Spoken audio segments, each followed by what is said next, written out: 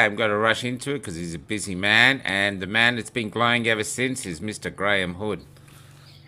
How are you, Graham? I know you're on another big thing you've raced over. I want to thank you very much for coming across. We're honoured to have you. Hey, Graham. Thanks, guys. It's great to be here, and I'm really looking forward to this. Something a bit ad hoc, a little bit freelance. It's really good. Yeah, it's been really frantic, and there's been lots of Zooms going on, and the one I just got out of was awesome. Okay. Everyone trying to get Victorians fired up. This situation, you know what I mean? It's just dreadful. So what was the point of the one you were just on? Basically, about 15 to 20 influencers that have been really running with this debate ever since these mandates came out, just firing people up to let every politician in the country know that they're on notice if Dan Andrews gets this dictatorship off the ground. Yeah, absolutely. That's what it is. I mean, the whole world's watching, guys. I was on Stu Peters the other day and we talked about it, and they're horrified at what's going on in Melbourne and Victoria. Okay. What's the American interest like, did you find? Massive. Yeah. It's massive. You know, like if Australians would only fight for their rights like they fought for toilet paper, you know what I mean? The Americans, people all around the world are demonstrating for Australians and Victorians. And you've got to remember, the Vietnam War. They went to the Vietnam War to stop communism taking over Vietnam because they didn't want all the Asian things to fall over like dominoes. And here we are. If Dan gets this, the other states are going to get it. Forget democracy in Australia. That's what I've been saying on the steps of the Parliament now. We are on the edge of democracy. That's what it is. It's about to fall unless we fight. Exactly right. Big thunderstorm raging here, but it's drifting away now. But it's nice to be on the ground in a thunderstorm instead of up in the air with one. Where are you, Graham? Whereabouts are you, mate? Northern New South Wales. I'm just below the Queensland border, to the west of about 2 hours west of Byron Bay. Is it easy to get over the Queensland border now, or is that still difficult? No. I mean, you know, my daughter and 3 grandkids and her husband live 2 hours drive from here, and I haven't seen them for yonks. I mean, it's just absolute bull. No, it's not. Look, but it depends on which officers are on the border at the time. And, you know, we get border passes. And if you've got a reason, like a medical reason to go over, because I live in the border bubble, you can get across. But, I mean, you know, everything's at the whim of the premiers, you know. You know, seeing family would be a mental health reason, wouldn't it? Seeing family would be a mental health reason? I mean, could be considered. Mate, just living in Australia today is a mental health reason. I mean... Yeah, it's just bizarre. I mean, people have been locked out of Queensland at the border. They're living in tents and living in their cars for weeks, and yet NRL stars and their families can fly in on chartered aircraft and do what they like, and VIPs, movie stars. But you know, I've got a friend who lives nearby who his father was raced to hospital in Brisbane, and nobody could visit him. He was an old man, and he died up there. They couldn't go up and see the body or anything. The only way they could get his body back for a funeral in New South Wales, he had to be cremated up there and the ashes shipped back to here. I mean, anyone who thinks that that's cool isn't Australian. I mean, that's just bizarre. We had a young girl do a speech today, first ever protest, a first ever beach speech. She was trembling as she said it. And what she did was she's lost her job, her whole family's lost her job, but her father's in a nursing home, or grandfather's in a nursing home, and they couldn't go to see her. Finally, she got to see him, and by that stage, he'd forgotten who she was because the dementia kicked in. So she'd finally got in to see him, and she said he didn't recognize me. Isolation is the worst thing for degenerative diseases, degenerative cognitive abilities. Isolation is the worst thing you could possibly do for them. The only metric we have is COVID. Yeah, the insult to the Australian public is these premiers saying they care. That's the insult. Just stop saying that lie. Just go, we want to take over. We don't give a shit. Stop. Please. At least give us the decency of dropping that lie. You know? And stop. We're all in it together. I haven't heard that one much lately. That used to be all the time on the TV, but I don't watch TV anymore. But Daddy Daniel wants us all to see him as the father of all the people who live in Victoria. Yeah, that's the savior. Dad like Danny. The savior of us. I think an absent father would be even better, to be honest. Yeah. Now, can I ask you? I'm very interested in the moments before you did that incredible rant, because I'm going to tell you There has been dark days for ages now, and people share the light. And my wife said, "Oh my God, you've got to watch this." And then the next day, everyone was going, "Have you seen this? Have you seen this?" You were just spreading like wildfire, a wildfire of hope. But before you did it, how did it feel to go, "What am I going to do here?" Because man, you held nothing back. What did that feel like? I got to tell you, Michelle will back me up. I was wandering around the house like a bear with a sore head for 2 weeks. I mean, something had to happen. I do a lot of welfare, or I did a lot of welfare when I worked at Qantas. I've always been a mentor of younger pilots, and I've been a confidant and of many pilots. And I got a bit of a reputation when I took Alan Joyce on in social media about 3 years ago over a silly policy that he brought out, and all the staff thought it was great, and they thought I was brave. And anyhow, I had a real policy, Graham. Could you share us with? What the policy yeah, sure. He announced a profit about 3 or 4 years ago, profit for Qantas, which has been good because that's helped through these dark days. So, profits. Airlines need to make profits because they bleed money at the drop of a hat.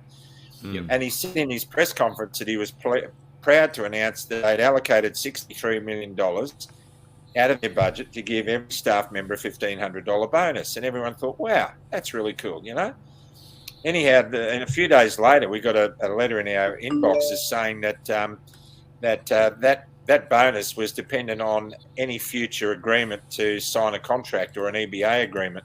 So it was a bribe. It wasn't a bonus.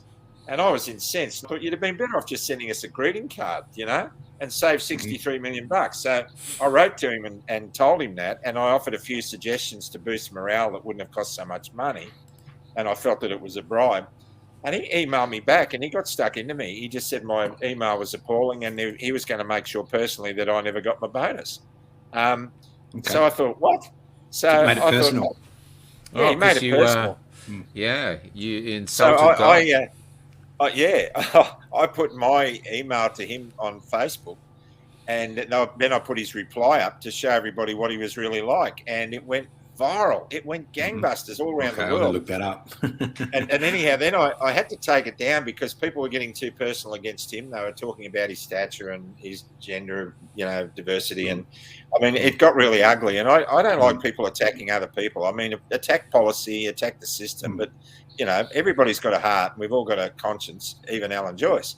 So let's protect that as best we can. And so I took it down. But I was taken offline for 2 weeks while they investigated my breach of social media policy, and then they had me go to a meeting, a disciplinary hearing, and before they let me go back to work, they made me do a psych test. So it was, the meetings were conducted well by the managers that were involved in it. What's a psych test? The psych test, you mean for being a pilot? You had. Is that what you meant? No, they said to me before we can let you go back to work, you need to talk to the company doctor so he can make sure you're psychologically well enough. A psych test. I thought you said psych. Sorry. So he thinks you're a psych test. It's okay. Yeah. Are you afraid he because of wrong think? You had wrong think. Not allowed to have wrong think. We're all heading there. That's going to happen to all of us. Wrong think. Well, look at this. That we're talking about wrong think. So Lunig did this, which is famous now, and he's gone. He's gone. And people today. I saw people today putting him down, saying, "Oh, he's a loony." Lunig is Australia's canary of our soul. Lunig is that. If we silence him, that is a warning signal to all of Australians. This is a major artist that we've just silenced. Oh my God! So what has he been censored into oblivion? That apparently the age is getting rid of him because. He doesn't like in this thing now. It's what he wrote today. This is an inclusive society, and if we feel you are talking, thinking, or behaving in a non-inclusive way, you will be excluded. So that's what they're doing, and it's because he did this cartoon where he linked a man standing up to a tank with a syringe, the same as the man in the tanks in China. And Hey, it's ideological. Can I raise something? Can I raise something just between the three of us? Yeah, sure. No one's listening. No one listens to us. That's why we weren't invited to the thing you were on before. Go ahead. Has there ever been a regime or a movement or a nation in history that survived democratically that censored everybody into oblivion, that denied truth, and that coerced its population into doing something they didn't want to do? Has there ever been a regime that survived that? Has there ever been a regime in history that reminds us of what we're going through now? You know, I mean, really, we've got to look at what happened in Europe in the 20s and 30s and 40s. I mean, we are millimeters from being that way in Australia. Graham, it was called the Democratic Republic of East Germany. They don't care. It doesn't worry them. Doesn't matter. Can I just show you something? Like the media portrays protesters as we've been protesting on the Parliament steps all week. The media portrays the protesters either as climate change or anti-vaxxers. I just want to show you a few images because they're exhausted today. They're soul exhausted, Graham. So this is a young man. I won't say his name. He has a franchise business, very, very successful. He can't get into it now. He's on the things of losing it. And all he has to do not to lose it is get vaccinated, but his integrity won't let him. This grandmother comes down and brings all her grandkids down. She's the same, holding on to Australia's values. This woman here used to be a real estate agent. She's single mum. Tammy is her name, really struggling. Now she's trying to be a reporter where she's just basically streaming everything that's going on. She's told me today that she's soul exhausted. This man is a major violinist, and he was going to go to Europe to on the possibility of having a solo career, which is very difficult to do as a solo instrument. He's here now on the steps with us. He doesn't care about that. He's defending freedom. His name's Markin. He's a great friend of mine now. This man used to be living under apartheid in South Africa. He can't believe it's coming here. He comes here. He talks to the police gently, warning them. The history will see you badly. You know, basically, he's a lovely guy. He brings us all water. He's a lovely, wonderful guy. These two women and a group of them go down to a local shopping centre dressed like this every day, and they come down. This young man wants to see his kids in regional Victoria, and I love the fact that the policeman is looking at him, and I just love the fact that he wasn't scared of the police, which was great. And this young man is I believe he's an engineer or something, and he's coming down because he feels like he's second-class citizen in his time. And today, there's all these people coming down. They're all highly skilled people who have walked away from their careers or been kicked out. Even if we had no morality, economically, it's a hatchet job for our country in a time when we need to prosper. But these people are real, and they know that if Dan gets these laws, they could face real consequences, and they still come down and sit on the steps. Everything that is good about Australia is at that protest. I love going there just to be around them. I've got to tell you that that one of the most concerning things since I made that video was the fact that within hours I got thousands and thousands of messages from people who've lost their spirit, who are broken. And the whole reason I'm doing this is I want to keep the flame alive in the spirit that is Australia. I don't want it to fade away. That's my big thing. I'm not a political animal. Although I'm making a lot of political statements, but it's more to me about how we're going to come through this, and are we still going to have our spirit intact? Yeah. And some of the people who've been contacting me, and I'm getting about 30,000 messages a week. They are many of them are on the brink of suicide. I kid you not. Yeah. And I am convinced that I've lost a few of them. Yeah. I haven't lost them. We have lost them. The Australian nation has lost them. Now, it got so frantic. I mean, I'm getting lots and lots of love in these messages, and I'm skimming through those, and I'm not able to respond to everybody.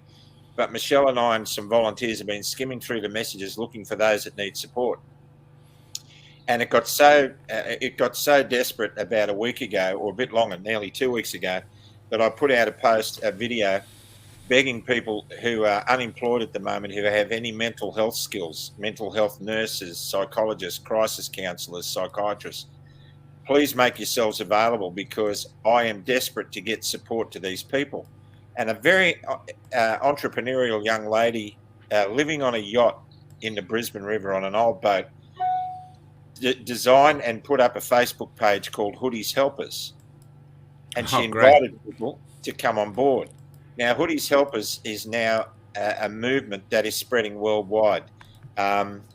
Thousands and thousands of volunteers have come on board. They've created a website called Hoodie's Helpers. It's www.hoodieshelpers.com.au. They're linking up a 24/7 mental health hotline on that, a number that's going to be on the website. It ran for a couple of hours, I think, yesterday, and the whole system melted down. It couldn't take any calls. Now, what happened is they've had to revamp the technology, and they're bringing in bigger guns to handle the movement. The movement has taken off. There is a Telegram page, Hoodie's Helpers, and Hoodie's there Helpers. are chapters. Yep, Hoodie's Helpers. There are chapters all over Australia. Every state has a Hoodie's Helpers chapter. And in New Zealand, it's been looked at all around the world. We looked at the internet stats today, even in China. I wonder who's looking at that. All over North America, I've talked to the Yanks about it, and they're interested in opening chapters over there. And now we're going to be offering services like financial counselling. We're going to link to food banks. We're putting up a list of businesses that support people who aren't vaxxed. Teachers who are unemployed are going to be running Zoom homeschool classes for parents who are homeschooling their kids. And there are support groups in neighbourhoods who are forming up to have coffee with each other and to go on walking groups together. And not only that, when somebody gets up and gets on the Telegram page and says, I'm feeling really down, I don't know what to do, I think I'm at my wit's end, they get smothered in love and help. And this has just taken off. Now, this really excites me, guys, because this is the spirit of Australia. And despite the darkness that we're living in, tens of thousands of people are coming on board with Hoodie's Helpers, and they're loving and supporting each other. And you know what? Daniel Andrews couldn't do that in a pink fit. Daniel Andrews would not. He wouldn't be able to organise that much support. I can tell you that now. And that's the support he's going to lose at the next election. Could you see? Sorry, Graham. Just say that. Do you know that Lifeline has been cutting volunteers who aren't vaccinated on their? Yep. That's happened.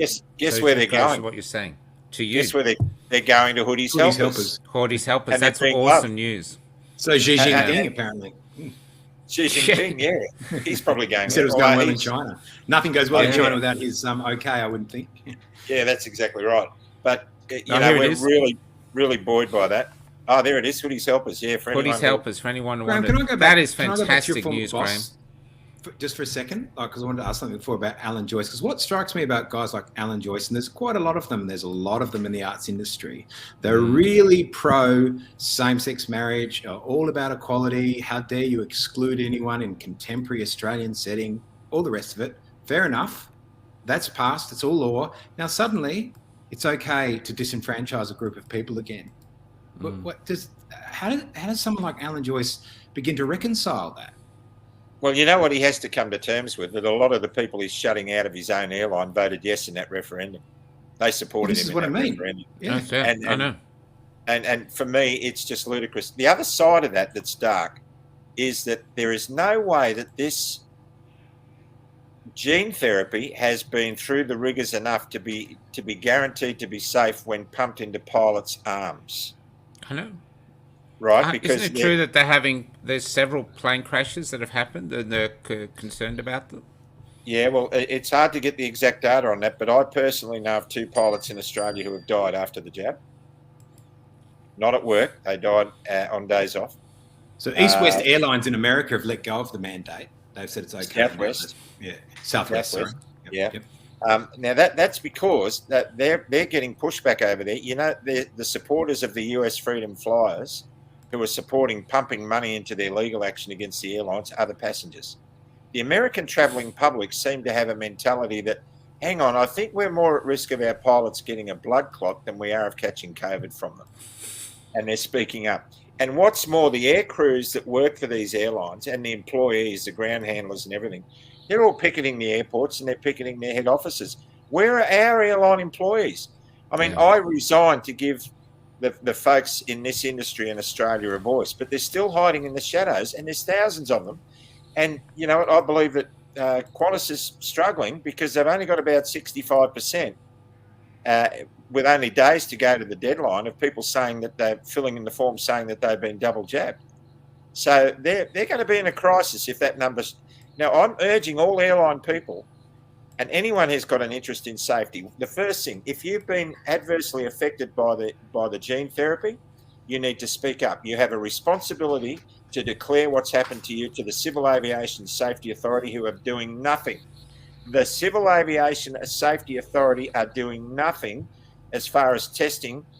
They're allowing pilots to fly around with an experimental gene therapy, and yet if I take a codeine because I've got a head cold, I'm not allowed to fly.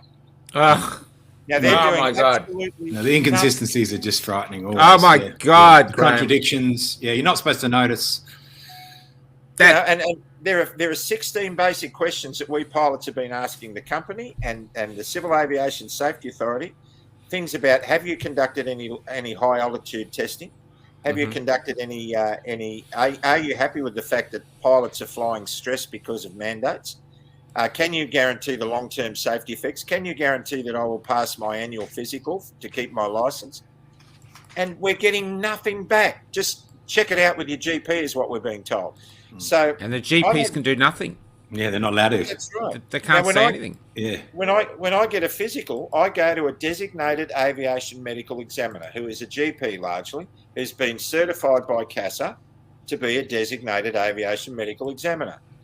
Now, I've spoken to a couple of them who have said, I wouldn't rush into this if I were you, but don't tell anyone I told you.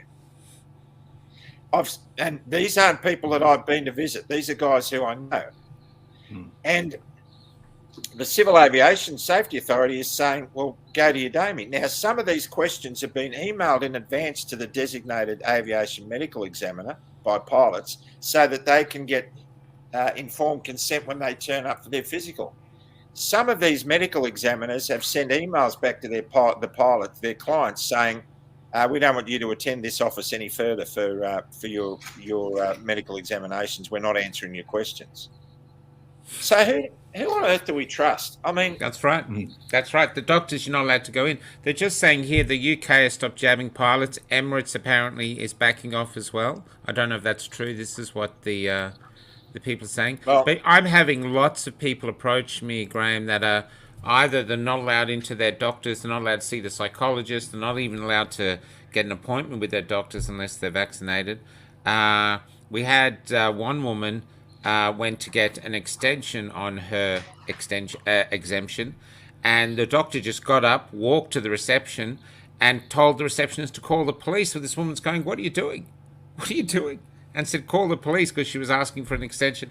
It's madness. Is it APRA? Is APRA the name of the medical?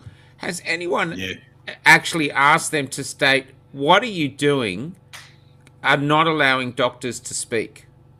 Because it goes against the Hippocratic Oath. What are you doing? How can you possibly justify what you're doing? No one seems to be, especially the mass media, no one seems to be confronting them, and I think it's a crime against humanity, really. Doctors have this oath to save lives. That's what they're meant to do no harm. And now, it's... When I posted on Rumble, I got a message on the first day.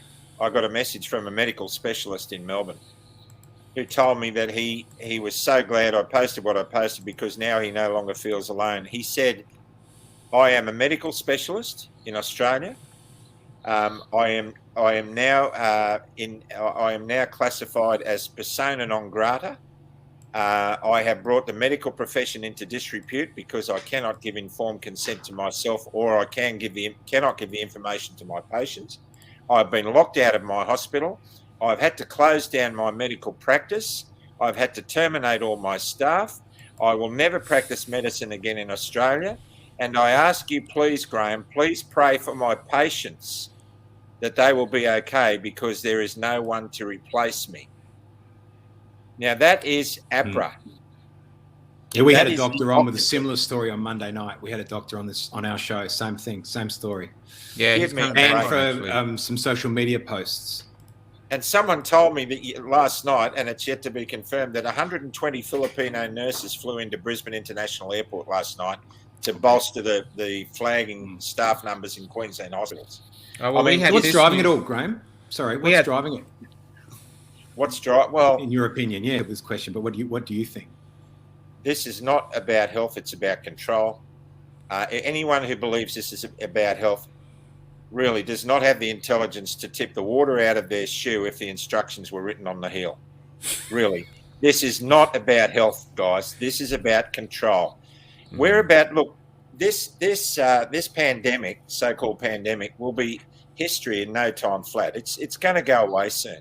But what's coming down the pike if we allow these legislations to continue to be mandated and this loss of freedoms? We're going to see the climate change agenda. We're going to see the New World Order. You know, put a tin hat on me if you like. I don't care. I hated conspiracy theorists. I used to hate them because they used to drive me nuts because I was doing chemtrails for 50 years. And I used to think, you guys are crazy.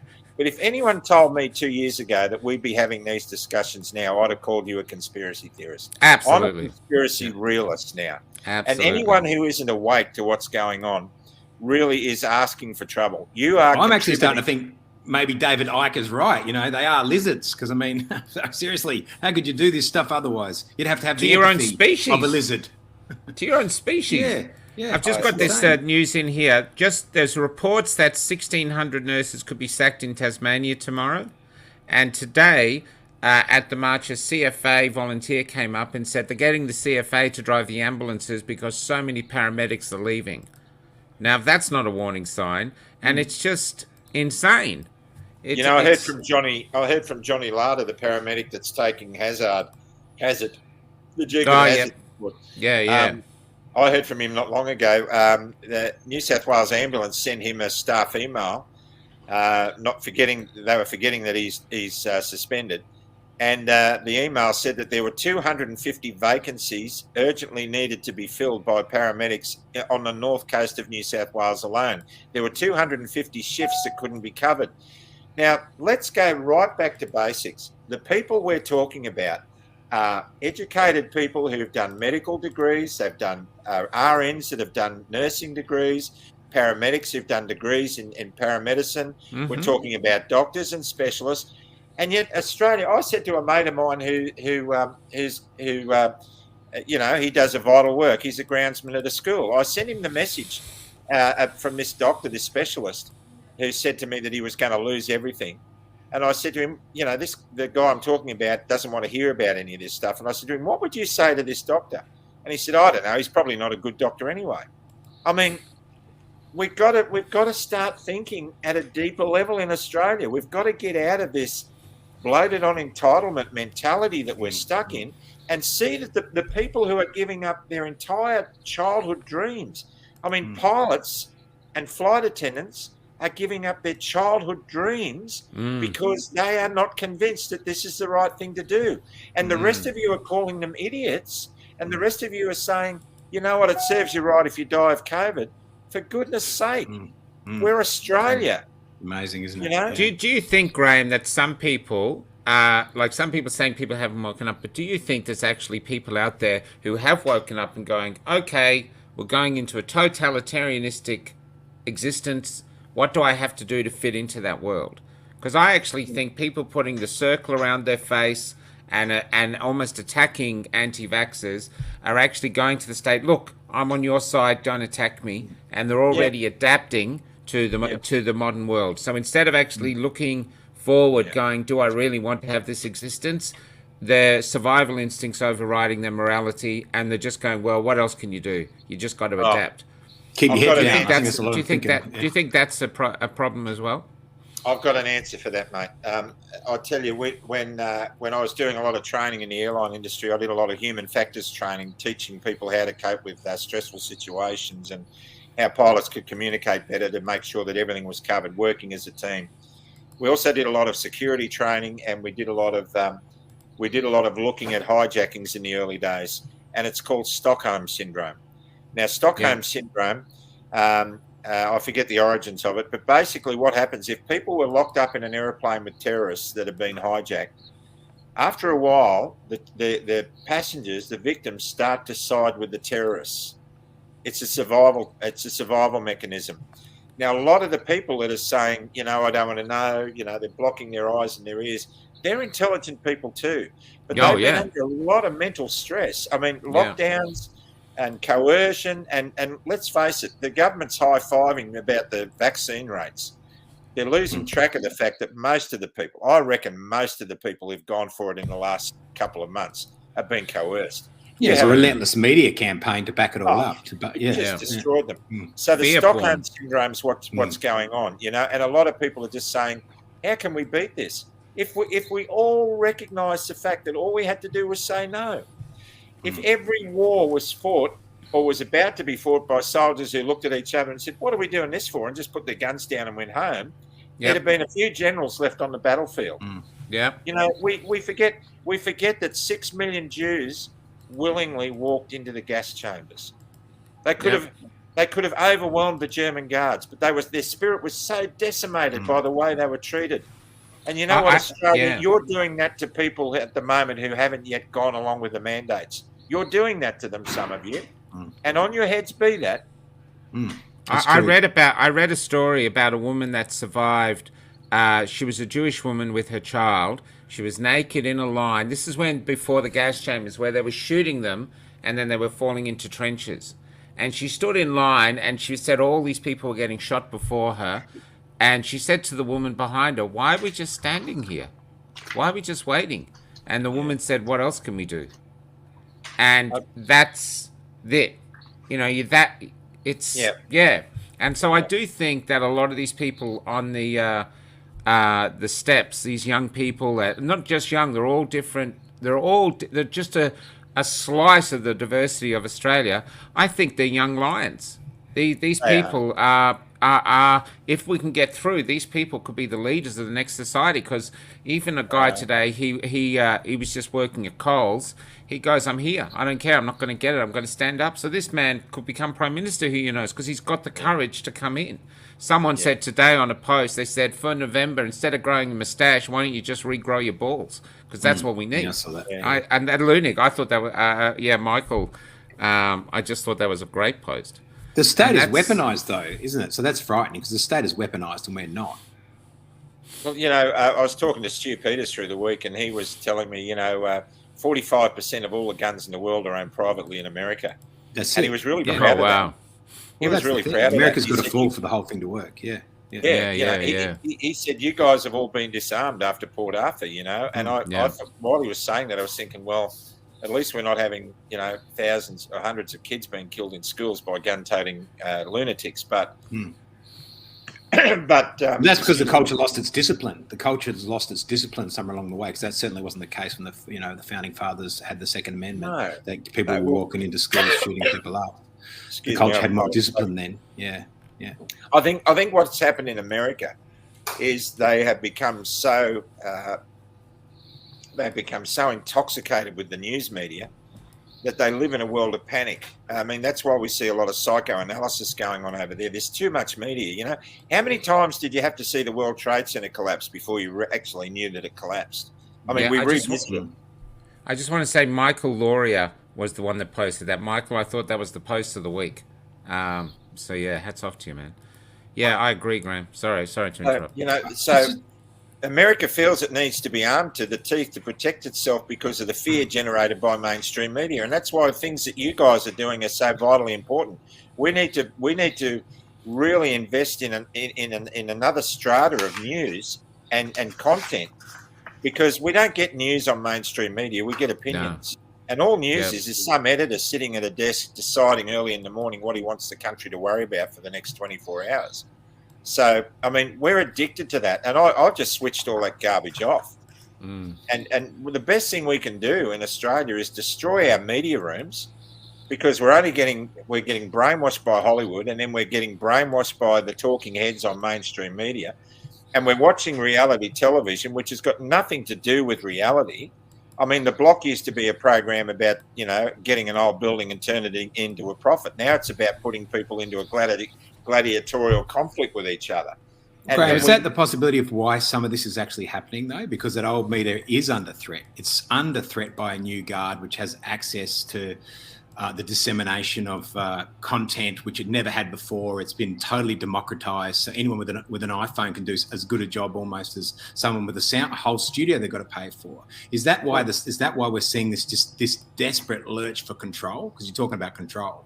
Because that's almost their last chance. It's the last gasp of the status quo, of the power. Exactly. There are some awesome mainstream and investigative journalists that must be chomping at the bit to write stories. They've probably written them about what's really going on, but there's no way they'll get to air. But most of our journalists have just gone to cut and paste. The thing that really hit home to me was on the day that they had armored cars going around shooting at people in the streets. I came across a Channel 9 woman who was, a news presenter, whatever, she's on the streets, and a cameraman. And I begged them, I said, please tell the people what's happening. Just 30 seconds. They're shooting children in the streets with rubber bullets. They're not trying to arrest them. They're just jumping off this vehicle and shooting at them. Please tell them. And she wouldn't look at me. She was just shivering, but she wouldn't look. And the cameraman was crying. And they put nothing to air. And that made me realize the media now is an enemy of the people. It is. Because that was the story of the century. Shooting at children in the streets from an armored vehicle dressed like stormtroopers. That should have gone around the world, and they ignored it and instead portrayed the protesters as anti-vaxxers and right-wing things. That's when I realized, okay, they're not just corrupt, they're an enemy of the people. But it's like all the institutions are an enemy of the people now, aren't they? Because I noticed today, like Lyndall Dean, can you remember Lyndall Dean? She's on the Fair Work Australia Commission. She was a dissenting voice when someone, about a month ago, when there was a claim put before the commission about the mandatory vaccinations. And she was a dissenting voice saying it's not right that the state is forcing this. Now she has to undergo training about bias before she can sit on the commission again. And not only that, she can no longer sit on any claims about vaccination status. She's disbarred from it by the commission, by the president of the commission. And that's okay. That's reported on even by the ABC, and that's okay. There's no outrage. Tell them about the theatres, Damien. Tell them about what you sent me about the theatres today in Melbourne. Oh, that was great. Your rant today too was fantastic about that. Well, it's true of the theatres as well. The theatres now have got together as a collective and said that in respect for their patrons and the safety of their artists and stuff as well, that only vaccinated people will be allowed on theatre premises because they're being so nice, so kind to us all. And they can make their vaccinated art, which would be government propaganda. And they all know it. Apartheid. So that now the artistic community of Melbourne, or the bureaucracy of it, is a choir for the oppressors. That's what they are. The same with the universities. In the Vietnam War, the universities were with the protesters. Now the universities are the choirs for the oppressors. That's what they are. The whole, it's that's why there's people like you, Graham, who was a Qantas pilot, now is the face of the resistance. And there's these other people coming up, all rising up everywhere from RV to Rukshan, because there's no one else. There's no one else. The entire infrastructure at the top is corrupt. I've got to tell you some good news. I mean, when you talked about the Victorian Police, I mean, they have relied on community support for decades. I mean, we go back only a couple of short years when those 4 officers were killed on the freeway. By that intoxicated truck driver. I mean, I cried that day. I thought that was horrible, and the way that Porsche driver spoke to them while they were crushed under that vehicle was just disgusting. Now, I'm talking to heaps of police in all states. I can tell you, and I can tell you that a lot of Victorian police are starting to speak up. They're forming up. They've formed a new union, policeforfreedom.org.au. Yep. And a lot of comments about when I posted that some weeks ago that this was starting, a lot of people were saying, it's too little too late. They've already done their dash. But a lot of other people are building hope in that. I want you to know, you would have seen a lot of stuff by Senior Constable Craig Backman. Yeah, we had him on. Yeah, we had him on the show. You had him on. He's just awesome. He calls me Australia's granddad. I'm going to clobber him one day for doing that. But we've got Crystal Mitchell, the Senior Sergeant Crystal Mitchell. What an angel. Now, what's really sad is these people with integrity in the police forces, they're no longer police. We're going to need them in the rebuild. These people need to be there. Now, there is going to be a rebuild. Look, there is a thuggish element, especially in Victoria, and to a large extent in New South Wales. There is a thuggish element. You can see when you look at Real News and Arvie and all that, you can see that there's a thuggish element there. And those guys need to be very careful because they're going to be held to account because a lot of what they're doing is illegal. And a lot of people in the Victorian police are starting to realise that. I think we're going to see some major pushback within that group. There are hundreds. It's illegal if there's a rule of law. It's illegal if there is a rule of law. But like you're saying today, I think Michael was saying of the nurses, they brought in foreign nurses instead into Queensland. Is this not the same thing that they'll do? We've already seen foreign police officers operating in Victoria. Will they just get rid of these guys and say, good, it's good to see those guys go because they're not the sort of people that they want to enforce these draconian measures. And I have to say, all this week, since we were protesting in St Kilda on Saturday, and we've been on the Parliament steps since Monday, and the police have been fantastic. I mean, you know, we had no confrontations. They've stood back. Honestly, it's been great. And every day that there's no arrests and they're just wanting to make sure everything's clear, everything's calm, it's just started rebuilding trust and stuff like this. So it's been terrific. And to be honest, they've kept their cool while there's been a lot of protesters that have let them have it. You know, and it's amazing they're all still alive. They're constantly at these super spreader events, and they're still surviving, which is just testament to them. People seem to think rubber bullets are like those Nerf bullets. You know, those sponge rubber things. No. Have you seen? I got shot in the hand. My hand's still literally. My knuckle got broken. Weeks later, my hand's still very sore. No, Can you imagine a young child being hit by a high velocity rubber bullet? They kill him. And they used to kill him in Ireland. They kill him. You've actually, Damien said it best. Remember, Damien, where you said you got a 3 times more chance of dying? There's a 3% chance of fatality with a rubber bullet. So there's more chance of dying with a rubber bullet than there is of COVID. Yeah, and the zeal that those guys, those stormtroopers, was funny the first time, second time. And, you know, I spoke to a few protesters who were at the Shrine of Remembrance when that confrontation took place. They were picking up their rubbish. They were putting it in bags. We were there, Graham. We got arrested on the steps. Did you? We were there. Well, but we refused to leave the steps because we knew we were going to get arrested. We thought, well, you can drag us off the steps, and we both got.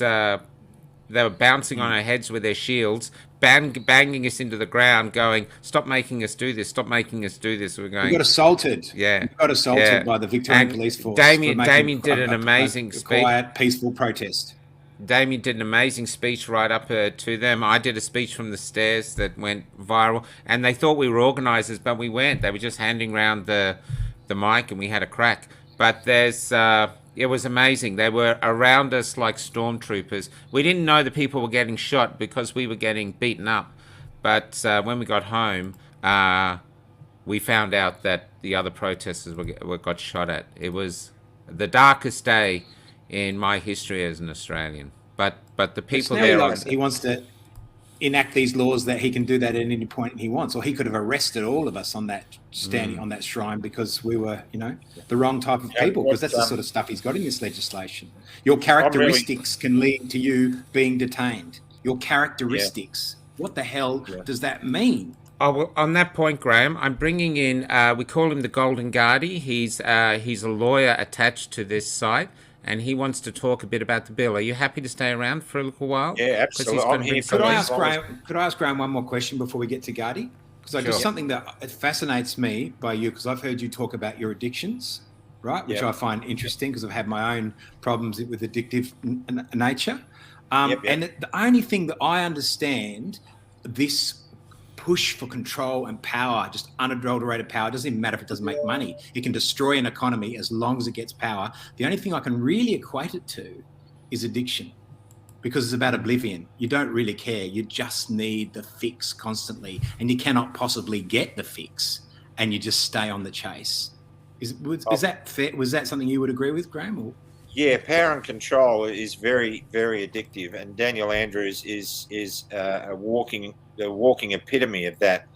But you know, underneath every bad behaviour, there's a pain that drives it, And any addiction is brought about by a feeling of being rejected and not being loved. Well, I suggest, Daniel, that if that's what's driving your addiction to power and control, you're going to be at the next election very, very heavily addicted, and you won't have the power to bring down these things that you've been doing now. I think it's time to pack. I think any sitting member of parliament in any jurisdiction in Australia needs to think very carefully. There's a lot of nervous backbenchers there. You have woken a sleeping tiger when you stirred the spirit of the Australian people this way, and they will not forget, and they will bring down the force of their political rights in this country, and they will vote you out. You need to start acting now to restore these people back to where they were and get out of this agenda that you've got running. I think he's finding a way to get around democracy. Anyway, potentially. I'm going to bring in the Golden Guardi. Perfect. My friend, Gentlemen, welcome to the show. I just want to say, This is the mature white male show. In the future, we'd like you to have the thing. Graham's the only unbearded one. If Daniel Andrews is watching, Daniel, come over here. I'll give you a hug. I'll give you love. Yeah, I was going to say. So you're not going to feel rejected. But Turn it around, Daniel. No, I echo what you guys have been saying. I mean, I personally see him as something of a mythomaniac, although I'm not a qualified person to say that, but that's my observation. And the thuggish behaviour of the police, who will be brought into account and will be sued for assault, I have no doubt about that either. But getting to this point which you asked me to talk about, Michael, and that is this Public Health and Wellbeing Amendment Pandemic Management Bill. What a mouthful. Let's just call it the Pandemic Bill of 2021. It runs for, I'm looking at it as I speak to you, it's huge. It's really long, and it's something that I really recommend everyone go and read it. You can go, if you Google Victorian bills, it'll lead you to bills currently before the Parliament. And then you'll find that straight away, and then you can click into it and download it as a Word or PDF, and you can see what it's all about. But it's huge in the number of paragraphs that are there. It goes over 100 pages, and it talks about powers. In the space of the few minutes that we have, I obviously can't go through it in any detail. No, we can go over. What I can tell you, Graham has to leave. We can go over. But let me give you just a brief summary of the sort of things that it includes. First of all, power vests completely and totally with the Premier, whoever the Premier is, in this case Andrews. So he basically makes the decisions himself, and he can do it at a whim at any time. There's no checks and balances. The checks and balances that are in here are not checks and balances. It's a nonsense. He's health minister, isn't it? Yeah. No. It doesn't. It previously vested with the CHO, but now he says it's the health minister, but it's really not. The health minister consults with him, but Andrews is the ultimate decision maker for everything. And his responsibility to give reports is done in such a way that it's effectively a non-report. He can choose to say what he wants to when he reports to Parliament or to the committee, and they don't have any power over him anyway, effectively. So really he has complete totalitarian dictatorial power in his hands. So he's an emperor. It's an emperor. Right. Number like two Napoleon. Number two is that the powers that his ability to make mandates is so wide. It's so wide, he can do virtually anything. If, for example, he has a suspicion that there is some sort of a disease in some backhole village in Africa, he can use that as the basis for calling a lockdown for 3 months. And he can do 3 months at a time endlessly. He doesn't need to go back to get permission. He can just do it forever. So he can do that. The next thing is he can basically round up people at will from the street. People with characteristics, classes of people. He can literally round them up. They don't even have to commit an offence. He's talking about you, Graham. Yeah. Imagine they can round you up. You're lucky in New South Wales, mate. they can place you in some sort of a centre. So, for example, building. Right, but if he chooses to, let's say he chooses to collect all the unvaccinated people, or all the people who may not like him, who have a voice against him, who he considers as some threat to the well-being of whatever, he collects them and he just plonks them in this place. They don't have any right to legal representation. They have no right of review, or it's so limited that it doesn't count, is what I can say, right? It all has to go to the CHO, who makes a decision under the Premier. It's not reviewable by the court in the usual way. So really, let me just say this. Listen, I'm an immigrant to this country. I'm the son of Holocaust survivors. I understand, and I'm a lawyer of 42 years. I understand better than most people what freedom means and what rule of law means. And I'm telling you, and I've been to communist countries behind the Iron Curtain and to Cuba in the last 5-10 years. I know what communism and totalitarian is, and I'm telling you unequivocally that this bill is all about totalitarianism. That's it. I'm not going to mince my words with it. It's totalitarian. Before you go on, can we discuss that then? Because Graham, this is what we're up against down here in Victoria. I mean, I know you had that big talk today, but this is letting Australians know that this is actually happening now. We're on the steps of Parliament now. We call it the edge of democracy. That's where we are. Once this bill, he's gone. Once this bill goes through, that's it. We fall into totalitarianism. It's extraordinary. Well, and Damien and I will probably just vanish like that, you know. Well, you know, I Michelle and I have Stop laughing. It's not funny, Damien. Stop laughing. It's not funny. Michelle and I talked about the fact that, one night 4 black 4-wheel drives might come up and I might disappear. I mean, I'm being a bit melodramatic. You're not being melodramatic. Look what happened to Cossack. No, not really. You're not being melodramatic at all. We had Tofu on here on Monday, and Tuesday he was arrested. Yeah. Well, thanks, hey, guys. Gardy. Sorry about that. It was unrelated. He's trying to spike ratings. He's trying to spike ratings, Graham. Sorry, mate. It was unrelated. He was making a movie and he started talking about that. The other thing I want to say to you, Sorry, Gardy. Go ahead. It's all good and well for someone like me to scream and shout, "There's a fire, guys. There's a fire in the house."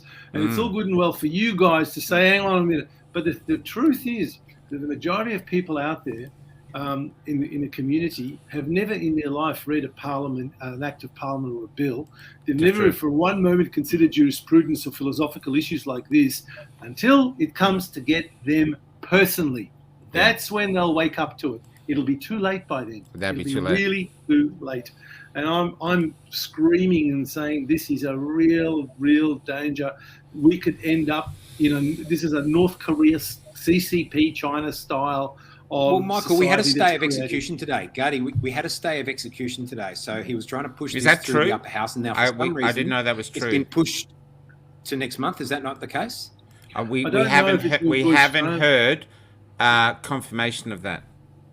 Anyway, this is one of the reasons of why it's so important to have Graham on, because Graham, you have an extraordinary reach now going around the world. I mean, if you get onto Tucker Carlson, you can actually go there now and say, forget what was happening before. We are literally on the verge now where basically, I know Candace woman was saying about invading Australia. Candace Owens. We might need to be invaded, because we might need to be saved by a free country, because we're no longer going to be a free country. It's that terrible. We're hoping that there's some people in America negotiating for us to be on Tucker.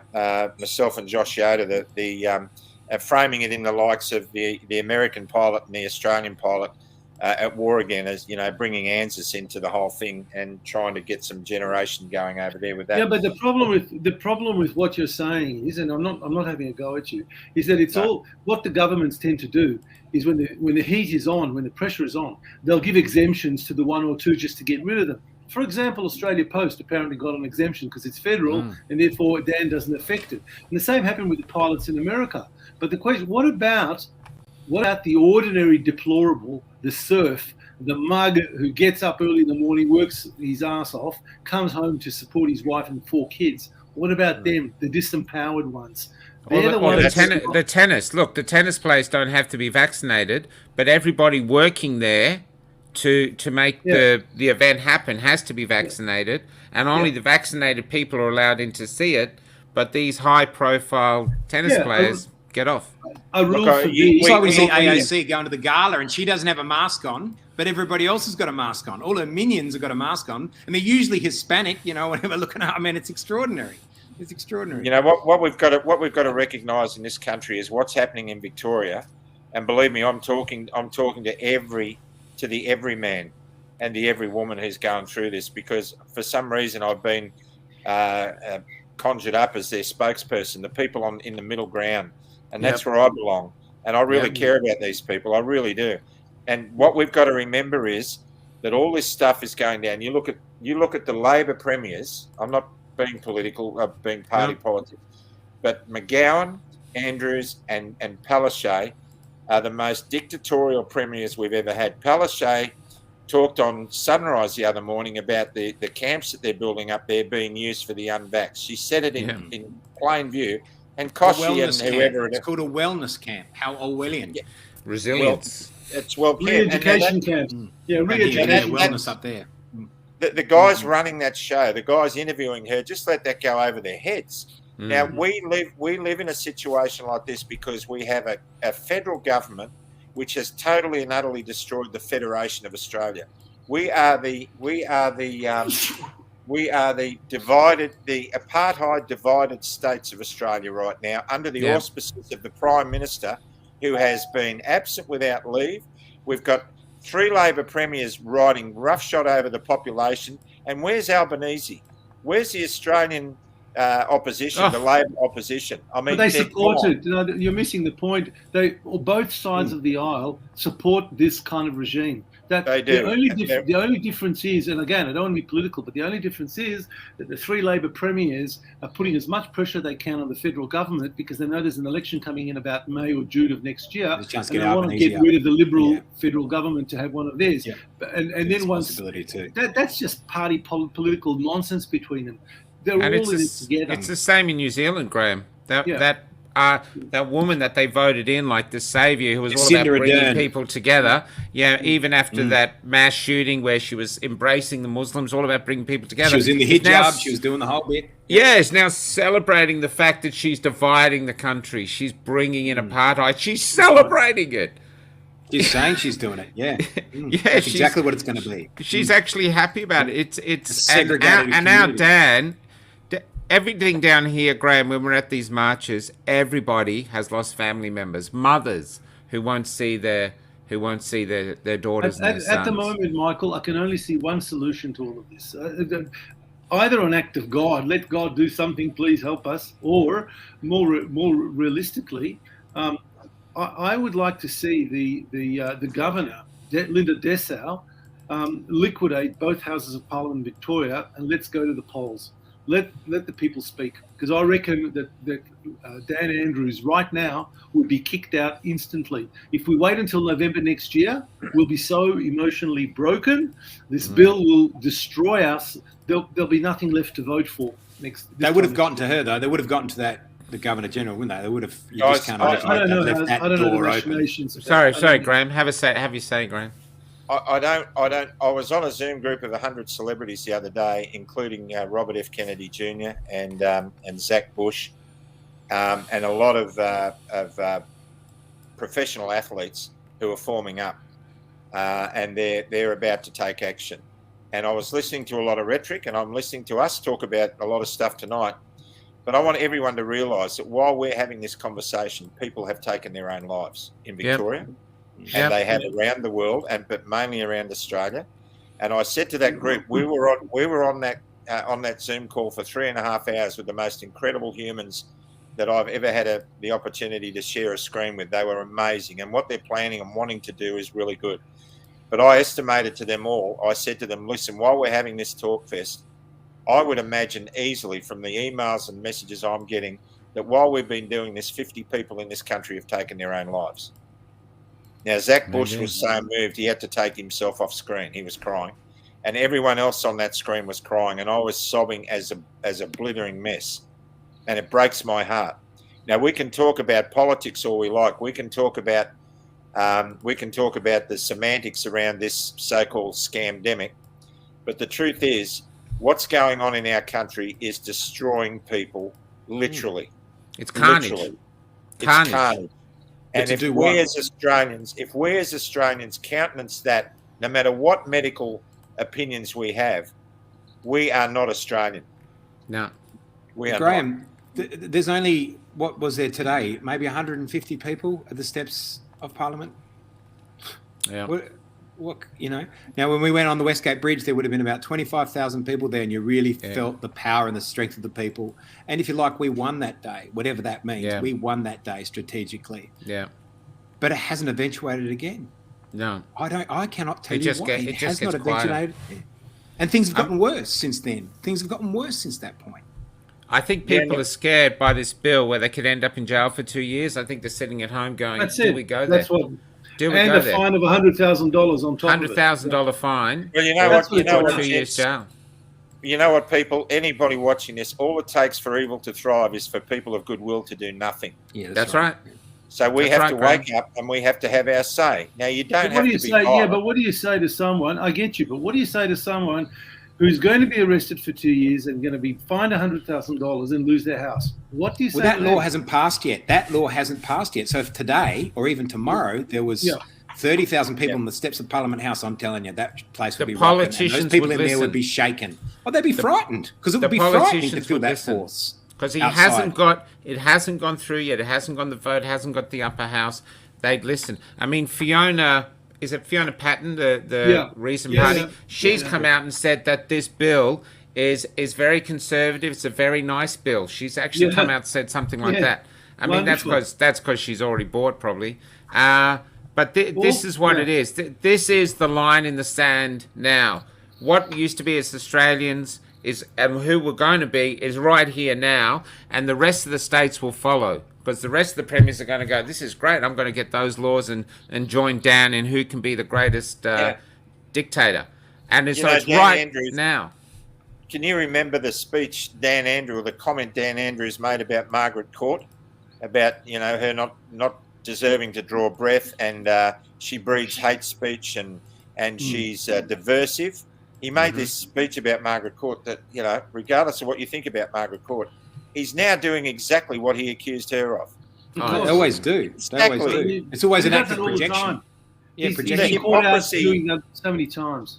Fiona Patton did a video today. She did a video today about the online hate speech she receives and how terrible and hard it is for her as a woman in the Parliament. Shocking.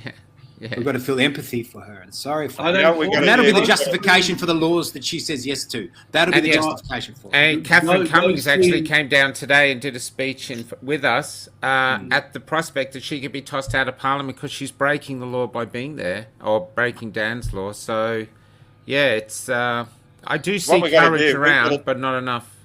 We've got to turf out the politicians and put the citizens in there. We have to have citizens in the parliaments, not politicians.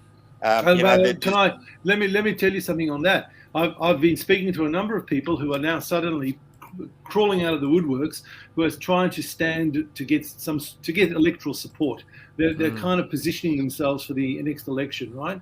And without exception, each of them that I've spoken to are real mental lightweights. They don't understand any of the legalities or the philosophical or economic issues. They are predominantly opportunists, and they throw their own jingos around just to get attention, which are sexy and very inviting. But let me tell you, they're not going to be any better than Fiona Patton and the other two dropkicks, from the Greens and from the Animal Party.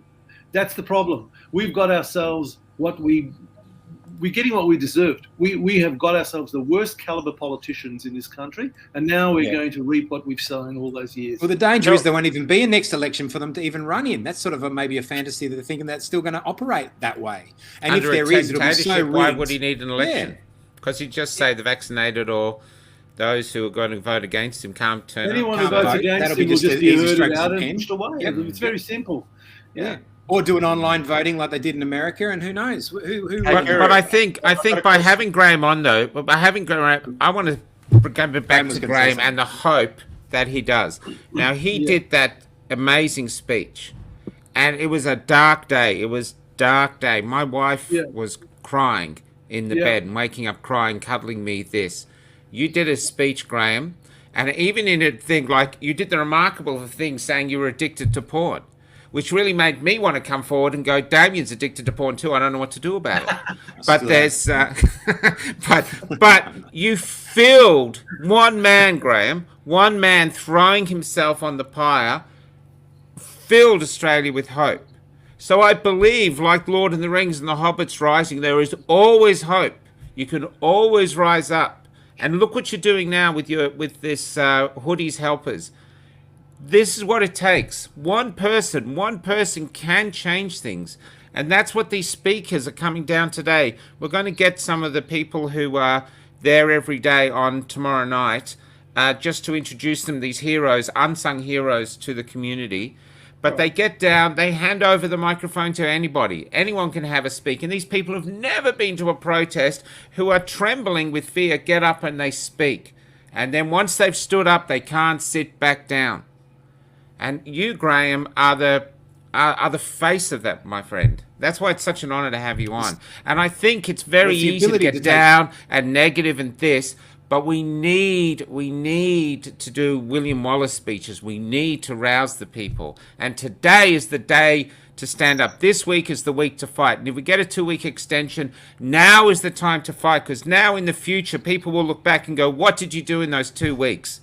Yeah. And you either stood up and fought, you stood up for what Australia was, or you just sat down and watched it go. And if you sat down and watched it all fall, no one will want to know you. No one will want to sing about you. But if you stood up, you will be remembered. And that's where you'll be remembered, Graham.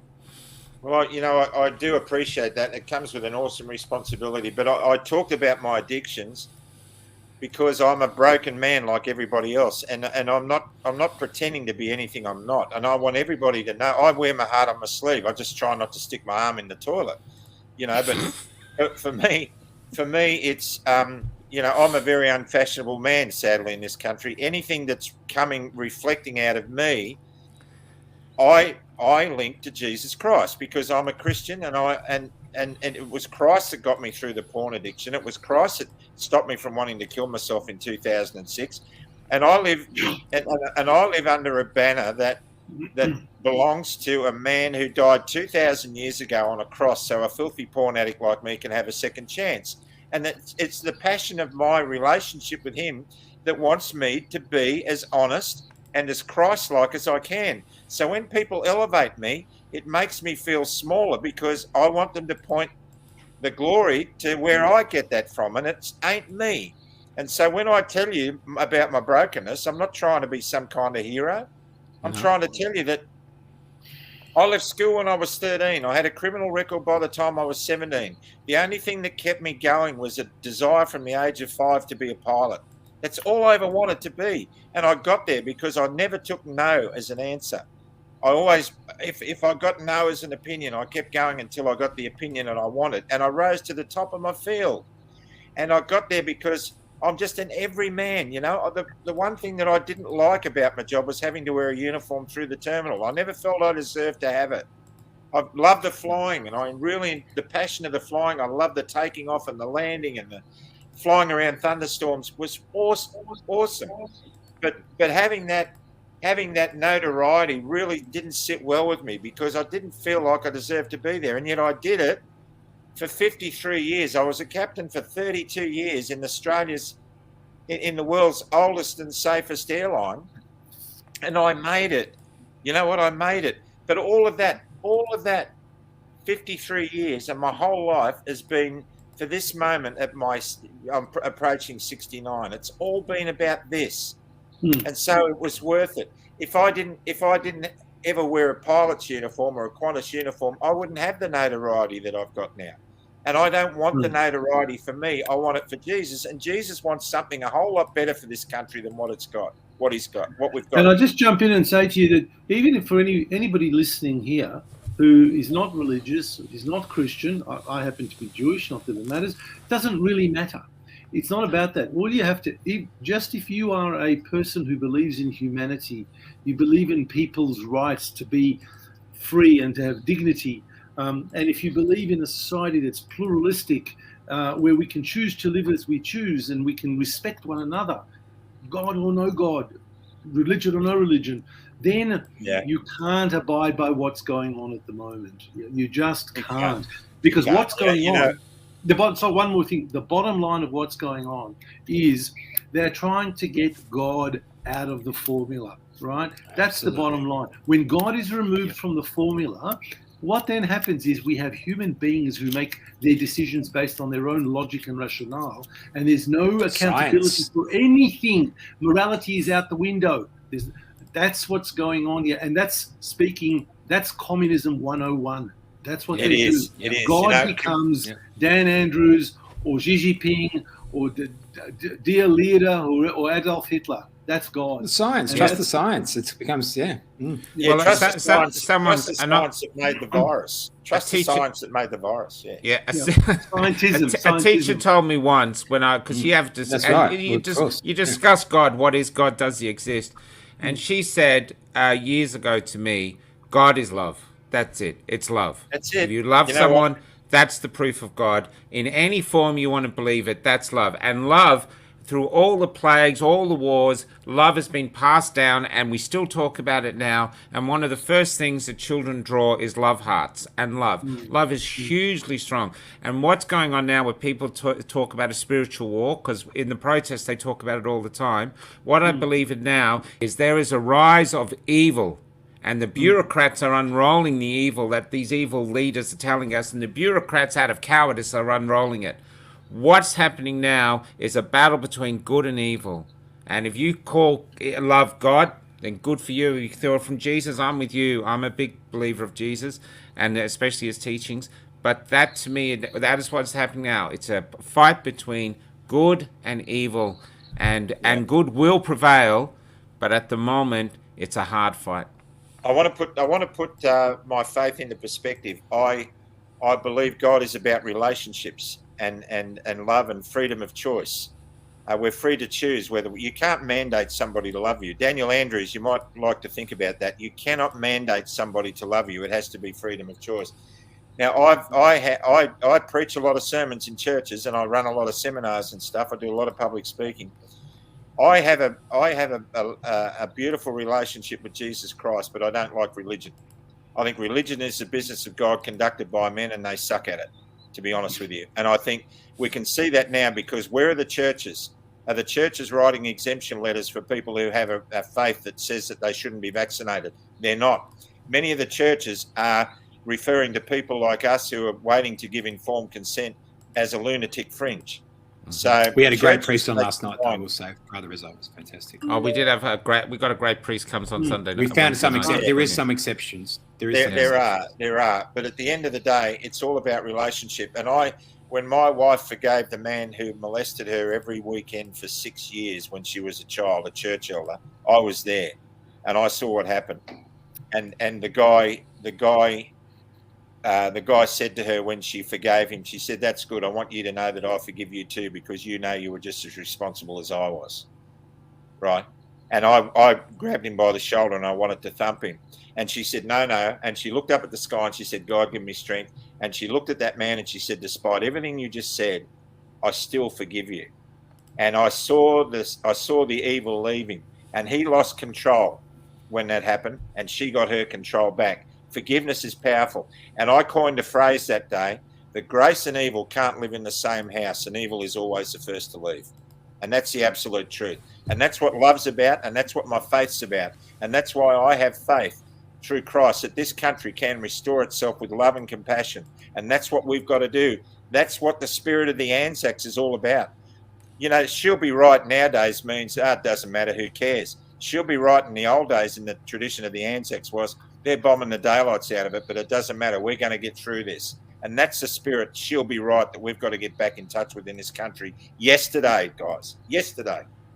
Yeah, I agree. Yeah, I agree. I might wrap it up there, guys. It's like God works with people, isn't it? It's like, wherever two or more of you are gathered in my name, then I am there. So it's God's works through people. Parliament House. Could I ask one more question? It's a really pragmatic question. Yeah, sure. Go ahead. It's a really quick, pragmatic question. I just want to know, there's an inventory of planes sitting on tarmacs throughout the Western world that have been sitting idle for 2 years. Now, They can't just crank up and suddenly start flying these things, surely. What consideration must be given to that technology? They're being maintained while they're out in the desert. They keep them in a non-corrosive environment in the desert. They're all taped up, and before they come back to fly, they go through an exhaustive process of engineering. So there's no risk that that's going to happen. I believe out at Alice Springs Airport, there's probably 60 or 80 Cathay Pacific aircraft, A350s, Wow. which is state of the art, just sitting in the desert. So, when that process happens, it'll be okay. But anybody, honestly, let's be honest, anyone who thinks that air travel is going to return to its former glory, they don't need to buy a ticket to Disneyland. They're already living in it. That's right. When climate change comes down the barrel and we're confronted with having carbon credits that are more valuable than the cash we've got in the bank, people aren't going to be flying anywhere much, I can tell you now. So if you think you're going to be free because you've been jabbed now, make the most of it while you can. As I say, if you're buying a ticket to Disneyland, don't bother because you're already living there. Well, we're in Melbourne. We still can't go to regional Victoria, and we're meant to be that's free. right. We're not allowed to go to I'm regional actually lucky Victoria. I can go more than 5 kilometres. I'm going to wrap it up. I've said everything I want to say. Gardy, thank you, my friend, for coming on. Is there anything you want to say before we leave? Anything hopeful? It's always a pleasure to talk to you guys. Always a pleasure. There it is. Thanks, Gardy. Great, Gardy. You, Damien? No, I'm good. I'm scared to ask you that, to be honest. Graham, I'm going to let you take out our audience. Graham, and Graham, it's an honour to have you on. If you want to come on, you got a spare time, we'd love to have you on. Thank you for all the hope you've given us. I've really enjoyed this. In fact, I'm a bit sorry that it's over, but I can understand why. We are one, and we are many, and from all the lands on earth we come. We share a dream and sing with one voice. I am. You are, we are Australians. It's like he's still working for Qantas. It's like he's still there. We can actually still sing that now because we are, although we're getting into apartheid, but it's getting harder to sing and believe it. Eventually it'll be a lie. Yeah. If we give them our spirit, they can force us to do things, but if we give them our spirit, we're dead. Don't give them the spirit. Yeah. Now I want to end on an actress. She's a theatre actress who has left the theatre because she doesn't believe in everything that's happening, and so now she doesn't know what to do. She's looking at some of my plays at the moment. She's a very brave young thing, but she's getting a lot of stick from the artistic community, and her name's Pia. And this isn't her poem, but she did this poem, and I said that I'd go out with it tonight. And so, good night, gentlemen. Thank you so much. This is Pia, and my hat's off to her for her bravery to come down and be on the steps of on the Parliament. Take care, everyone. Thanks, guys.